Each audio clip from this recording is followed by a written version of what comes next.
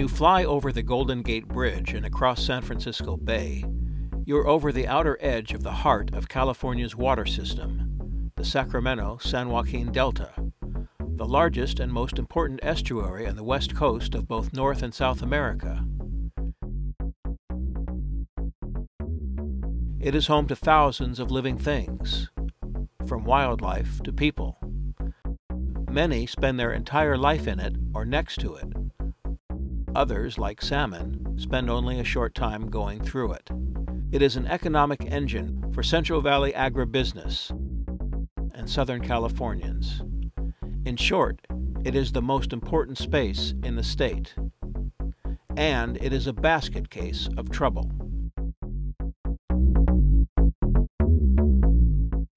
To find ways to halt the collapse of the Delta ecosystem, to develop a plan to restore it, to prevent the extinction of species like salmon, and to find ways to provide reliable water supplies for cities and agriculture, the state embarked on a complex process known as the Bay Delta Conservation Plan, the BDCP. It's been going on for 4 years. $140 million has been spent. More than 120 meetings have taken place. And it appears to be mired in even more controversy than when they started.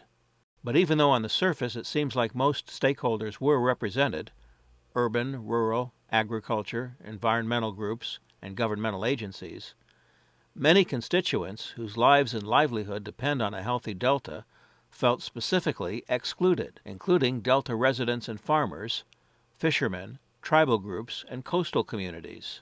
It seemed to many that the whole exercise was being directed by the powerful Westlands Water District and the Metropolitan Water District in Los Angeles as a path to build a peripheral canal. In the 1982 election, we didn't put a stake finally through its heart because this thing keeps arising again like a vampire to come back and want to suck the water out of the delta. So now they refer to it as a conveyance, either a canal or a tunnel to move Sacramento River water around the delta and into the aqueduct system so it can more easily get to Central Valley agribusiness and the huge population of Southern California.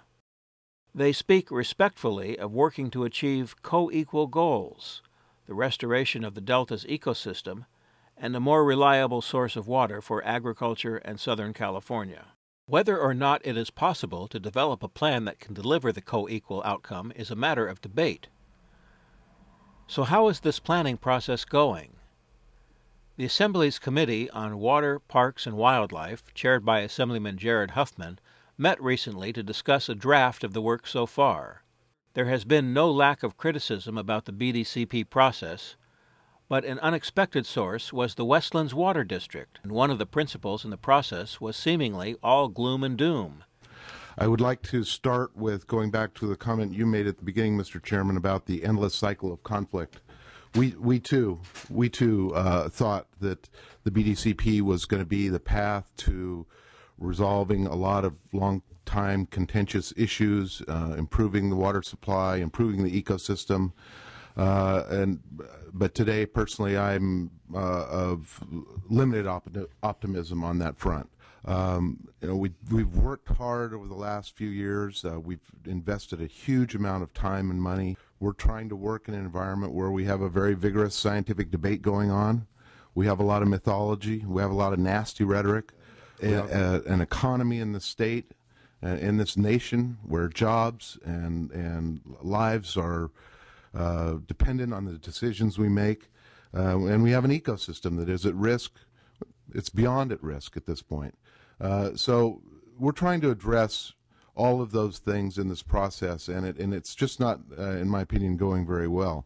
And so there's going to be a need for some kind of a reset, some kind of a come to Jesus about how all our interests can be met and or not met, and frankly tell people that they're not going to get what their expectations are, and they can plan their lives accordingly. And the second big driver of my negativism is the kind of never-ending stream of letters that the steering committee has received from the environmental organizations that are on the steering committee and some that are off.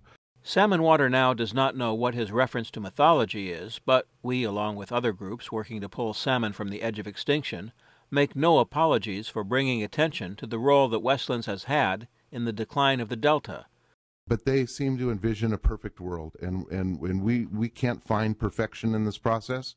And if that is the demand, that that rock doesn't exist, and we ought not continue spending money trying to find this perfect world. The goals of the BDCP process are admirable, but determining the parameters of what steps are needed and how to get there are the details that have been devilishly difficult to reach. Questions about what the science of flows are and whether or not federal agencies will find the BDCP's solutions viable are joined by the uncomfortable concerns of stakeholders who have been paying a large chunk of the $140 million spent so far. This is a meeting of the San Luis Delta Mendota Water Authority, held a few weeks before the Assembly Committee. You can hear the concerns that the water contractors have. What is the final effects analysis going to tell us? What's the project? How much water is it going to be? What's it going to cost? You've got a $12–13 billion project that doesn't yield you any water. My sense is that's going to be a tough sell. These themes were also articulated at the BDCP meeting. If in the end we can't get an increased, adequately reliable and plentiful water supply out of an investment, however many billions of dollars, the investment won't be made. And I none of our farmers are anxious that they want a canal or a tunnel just because that's an accomplishment. They want the result.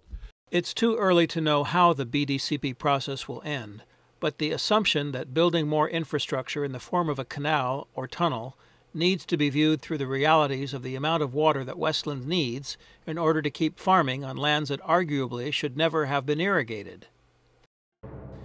The Salmon Water Now video, Bad Dirt, Bad Water, Bad Farms, documents the situation on the west side of the San Joaquin Valley, where so much of the land contains selenium and salt.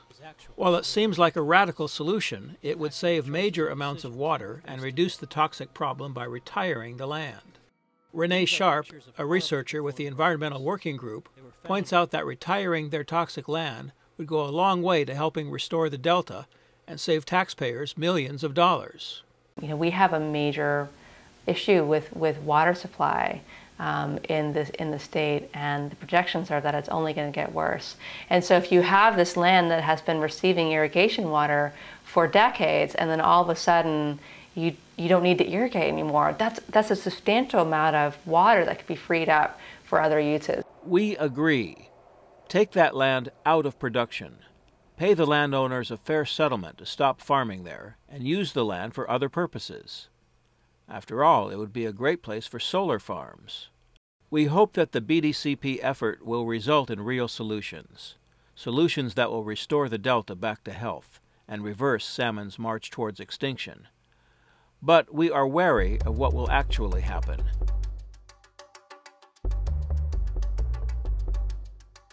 In the Salmon Water Now video, Paper Water and Other Sordid Tales, we addressed solutions to helping the Delta and restoring the salmon fishery back to health. Solutions that include enforcing existing water laws and the reversal of policies made in secret in the now infamous Monterey Plus amendments. Overturning those amendments is the goal of a major lawsuit brought against the state by environmental groups including CWIN, the California Water Impact Network. Overturning the Monterey Plus amendments to the state water contracts will go a long way in firming up the supply for urban users in Southern California, get the Kern Water Bank back so that the urban preference can be stored south of the Delta, take the paper water out of the contracts.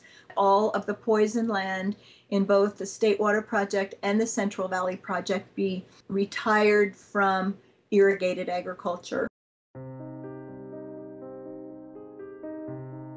As you can see, the struggle over the complexities related to restoring the Delta and finding ways to ensure that there is water for cities, farms, people, and nature goes on.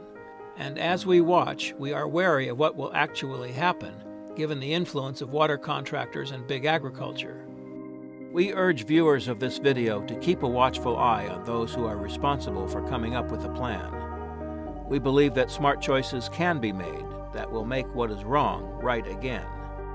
And that one of those choices is that it is time for salmon water now.